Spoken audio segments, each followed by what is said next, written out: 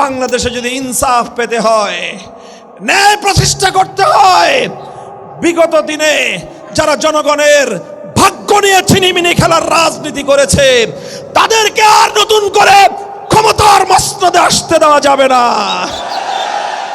কোন কোন রাজনৈতিক মহল সেই জুলাই বিপ্লবের সঙ্গে গাদ্দারি করার চিন্তা করছে।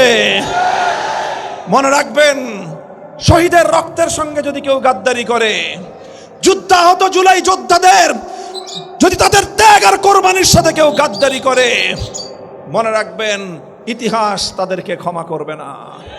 দুর্ভাগ্য বলতে হয়, আজ সেই বেগম জিয়ার নাম নিয়ে যারা রাজনীতি করেন তারা আলেম ওলামাদেরকে, ইসলামপন্থীদেরকে হুমকির ভাষায় কথা বলেন।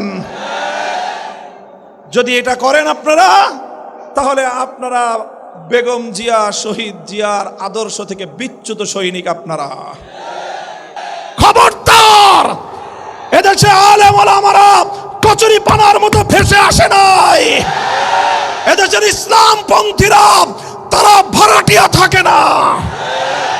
হুমকি দিয়ে কথা বলবেন না, সম্মান দিতে শিখুন, মর্যাদা দিতে শিখুন। প্রত্যেক ব্যক্তিকে ইমাম, মুয়াজ্জিন, আলেম, শিক্ষক, মেটে মজদুর, কুলি, কৃষক, শ্রমিক, মেহনতি মানুষ প্রত্যেককে যার যার স্বাধীন মতামত অনুযায়ী ভোটাধিকার প্রয়োগ করার স্বাধীনতা দিতে হবে।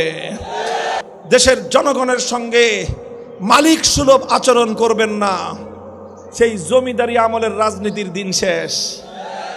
মনে রাখেন, জমিদারি আমলের দিনের রাজনীতির দিন শেষ। এটা এখন গরিব দুঃখী মেহনতি মানুষ, 18 কোটি মানুষের অধিকার প্রতিষ্ঠার বাংলাদেশ। ধনীরও শেষ ভরসা রিক্সা, গরিবেরও শেষ আশা রিক্সা।